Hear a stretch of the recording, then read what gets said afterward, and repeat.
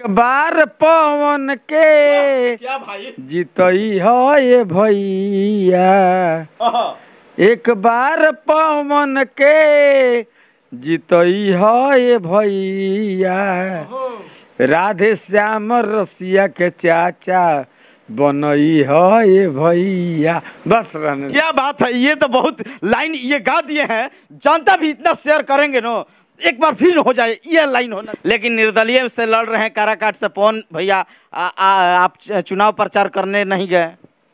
देखिए, चुनाव प्रचार करने से नहीं होता है। हाँ। बात पे बात होता है। हाँ। अगर उनका 10 आदमी है पवन सिंह का, मेरा भी वहाँ 10 आदमी है, तो हम भी सपोर्ट करते हैं ना। यहाँ से फोन मार दिए कि तुम लोग देखना, पवन सिंह के बारे में देखना जरूर। हाँ। तो भैया नहीं आ रहे हैं।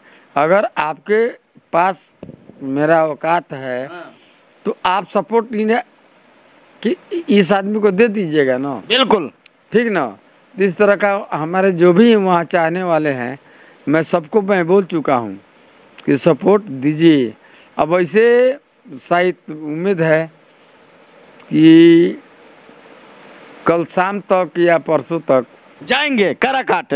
देखिए, सबसे बड़ी खबर आरती न्यूज पर बड़ा अपडेट, यानी पवन सिंह के चुनाव प्रचार करने के लिए यानी पवन सिंह के पास जाएंगे यानी राधे श्याम रसिया। इस वक्त के सबसे बड़ी खबर आरती न्यूज पर, यानी राधे श्याम रसिया सुपरस्टार यानी काराकाट के जनता से रूबरू होंगे, ये सबसे बड़ी खबर। देखिए, मैं जो बोला हूँ, हमारा छोटा भाई खेसारी लाल, हाँ, खेसारी भी पहुंच रहे हैं भाई। देखिए सब कोई पहुंच रहा है। जो कलाकार है तो देखिए, कलाकार को ही, ठीक है, चोर को सारा भाई ठीक है। लेकिन मेरे पास पवन जी का फोन आया था। हाँ। ठीक है, कि मुझे वो चाचू बोलते हैं। हाँ। अब पता नहीं जीतने के बाद चाचू बोलेंगे कि नहीं बोलेंगे। तो चाचू बोलते हैं, तो बोले कि रसिया जी मेरे प्रचार में आप नहीं आए। मैंने बोला कि आपने कॉल किया? नहीं किया। तो नहीं, आपके कुछ लोग आए हुए हैं, बस इतना ही बात है। मैं बोला कि मैं आ करके जरूर समा दिखाऊंगा। बिल्कुल, आपका बहुत सारा फैंस है, पुराने लोग हैं जो कि आपका गाना सुनते हैं, और आप उनको जाकर मोटिवेट करेंगे तो बहुत अच्छा लगेगा। देखिए, मैं जाऊंगा जरूर जाऊंगा, क्योंकि डायरेक्ट पवन सिंह मेरे पास फ़ोन किए हैं। अगर दूसरा कोई फ़ोन करता तो मेरे पास टाइम थोड़ी है। हम काहे के लिए किसी के लिए जाएंगे? क्या मतलब है मुझे किसी के बारे में मैं जाऊं? मुझे कोई मतलब नहीं है। लेकिन पवन सिंह ने फ़ोन किया मेरे पास, अब मेरा रुतबा बढ़ गया है, मैं जीत जाऊंगा। लेकिन एक बार आना चाहिए। पवन सिंह के कैंची छाप मिल गया है, क्या कहिएगा कैंची छाप पर बटन मारने के लिए दर्शकों को? कैंची एक ऐसी चीज है ना, कि जो काटने चाहेगा ना, जो काटना चाहेगा वो कैंची काट देगी। ये तो सबसे बड़ी खबर है जो कैंची छाप पवन सिंह के मिला है। ये बता रहे हैं कि कैंची एकदम धार का बरियार होता है, कुछो कट सकता है। बिल्कुल, मुड़ियो काट सकते हैं का जी? जी नहीं, उससे आपका दाढ़ी हजामत सब कुछ बन सकता है। कैंची एक ऐसी चीज है जी। तो चुनाव के क्या अपील करना चाहते हैं पवन सिंह के? जितने काराकाट के जनता है, अपील क्या कीजिएगा वोट देने के लिए? सभी जनता को मैं ये कहूँगा कि दिल से चाहें, जिसको देना हो दे दीजिए। लेकिन मैं दिल से कह रहा हूँ, कलाकार दिल का कोमल होता है। बिल्कुल, वो धोखा नहीं कर सकता। ये तो सबसे बड़ी खबर बता रहे हैं। दिल का कोमल होता है, वो धोखा नहीं करेगा। कीचड़ में ही कमल का फूल खिलता है। लेकिन अगर किसी ने इधर से उधर बहक रहा है तो अपना समझेगा।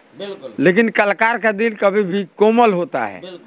एक कलाकार को एक बार डांट के बोल दीजिएगा तो सोचने लगेगा कि जब हम क्या बोल दिए थे, काहे ये हमको बोल दिए। लेकिन हमारी तरफ से पूरा सहयोग है वैसे भी परसों मैं पहुंच रहा हूँ। अच्छा ठीक है, पवन सिंह के सपोर्ट के लिए कुछ गुनगुना दीजिएगा अपने माध्यम से, कलाकारी के माध्यम से, तो बहुत अच्छा लगेगा। ये सबसे बड़ी खबर है कि कोई भी प्यारा गीत गा दीजिए उनके लिए, कोई भी प्यारा, कोई भी। देखिए पवन सिंह के लिए मैं क्या गा सकता हूँ। एक लाइन बोल दीजिए। एक बार पवन के क्या भाई, जीतई हो ये भैया, एक बार पवन के जीतई हो ये भैया, राधे श्याम रसिया के चाचा बनई हो ये भैया। बस रहने। क्या बात है, ये तो बहुत लाइन ये गा दिए हैं, जनता भी इतना शेयर करेंगे ना, एक बार फिर हो जाए, ये लाइन होना चाहिए, एकदम लाइन हो जाना चाहिए। मेरे पास टाइम नहीं है, आपके पास बहुत टाइम है, लेकिन मेरे पास समय। लेकिन जो लाइन गाए हैं, दिल को छू जाने वाला ये गाना है राधे श्याम रसिया भैया। ये जो गाना है दर्द भरा गीत है कि आपके जैसे एक स्टार पवन सिंह को सपोर्ट करना चाहते हैं, ये फिल्म गाना चाहते हैं, सुनना चाहते हैं, यही लाइन, कोई दूसरा भी लाइन गा दीजिए। आप नहीं समझ पाइएगा, चुनाव का माहौल है ना, इसमें लोग सोचेगा कि बहुत चालाकी लोग कर रहा है। कोई चालाकी नहीं, अपने दिमाग से वोट लेना है। बिल्कुल बात समझ लीजिए, किसी को गाना गाने से वोट मिल जाए, किसी को बुलाने आप से। पुराना कलाकार हैं, पुराना कलाकार हैं, आप पुराना कलाकार सपोर्ट कर रहे हैं यानी पवन सिंह के, तो बहुत बड़ा बात होता है भाई। मैं सबको सपोर्ट कर रहा हूँ, आपको बता रहा हूँ आरती न्यूज। बिल्कुल मैं सबको सपोर्ट कर रहा हूँ।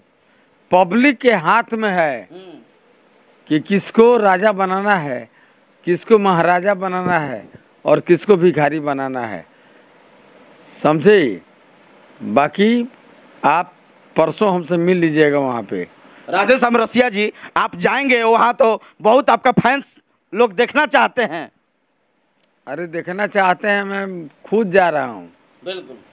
और आप लोग मीडिया वाले जो हैं कहीं पहुँच जाते हैं, लेकिन ये मैं तो आपका ऑफिस है भाई, ऑफिस में तो पहुंचना बहुत जरूरी होता है। जी, मेरा ये ऑफिस है, दिखाओ उधर। मैं अपने कैमरामैन से चाहूंगा कि दिखा दें, यही राधे श्याम रसिया के ऑफिस है, यानी लग्जरी ऑफिस यहाँ पर बन गया है, कागज पत्र कंप्यूटर सारा चीज रख दिए हैं। यानी ये कौन चलाते हैं आपका? हमारे छोटे अनुज, हमारे छोटे भाई हरिओम हलचल। ये सिस्टम आप देखते हैं यानी राधे श्याम रसिया के। जी बिल्कुल, हम राधे श्याम रसिया जी के बहुत बड़े फैन हैं और इनके साथ हम 1997 से हैं, जिस समय इनका गाना ये सखी सैया रोज रतिया के महिला। अच्छा, गाना गाकर सुना दीजिए ना।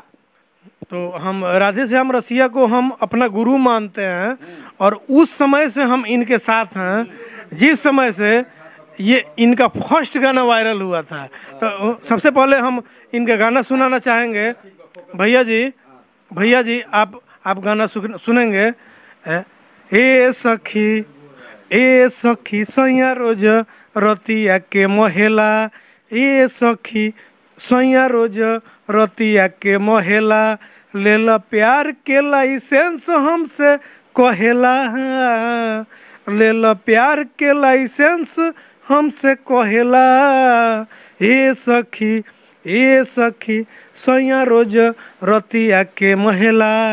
हमारे गुरुजी ऐसे गुरु हैं जिनका अब तक भोजपुरी दुनिया में कोई किन्हीं का अष्टजाम सुपर हिट नहीं हुआ। राधे श्याम रसिया माननीय मेरे गुरु, इनका सुपर डुपर रहा अष्टजाम। इनका एक कैसेट रिलीज हुआ था अष्टजाम, हरे राम राम राम हरे हरे, हरे कृष्ण कृष्ण कृष्ण हरे हरे। ये सुपर डुपर रहा, जो कि भोजपुरी दुनिया में अब तक किसी ने अष्टजाम नहीं गाया और किसी का सुपर डुपर नहीं रहा, और मेरे गुरुजी का सुपर डुपर रहा। पवन सिंह जीत जाएंगे तो क्या आपके द्वारा क्या जनता को कहिएगा और खुशी होगा? मैं, आप जीत जाइएगा तो मैं कहूँगा। नहीं, आप पवन सिंह जीतेंगे तो कितना खुशी होगा आपका? हमको अब खुशी के बारे में पूछ रहे हैं, अपना हाथ इतना बड़ा कीजिएगा, मेरा हाथ कितना बड़ा है, बहुत बड़ा है। देख लीजिए। तो मैं इतना खुश हो जाऊंगा। थावे वाला मंदिर से क्या प्रार्थना करना चाहते हैं? प्रार्थना हम कर चुके हैं। क्या मांग किए हैं? अब जो मांग किए हैं वो थावे वाली माँ जानती हैं, मैं जानता हूँ, आप नहीं जानते। क्या भारा भाखे हैं? भारा आपका गर्दन काट करके चढ़ाने के लिए भारा भागे। ये गलत बात है, ये गलत बात है। देखिए जो मांगे हैं नारियल चढ़ाना है। वाह, यही होना चाहिए। थोड़ा फनी मिजाज में रहते हैं, लेकिन चुनाव है, फनी मिजाज में मत रहिए, क्योंकि सीरियस में बोलना है, क्योंकि वोट लेना है भाई। अरे तो हम बोल दिए कि नारियल चढ़ाना है। आपका गर्दन नहीं चढ़ाऊंगा मैं, नारियल एंटरटेन करते हैं, कोई बात नहीं है, जानता जान रहा है जी। लेकिन जो आपने गीत गाए बहुत अच्छा लगा।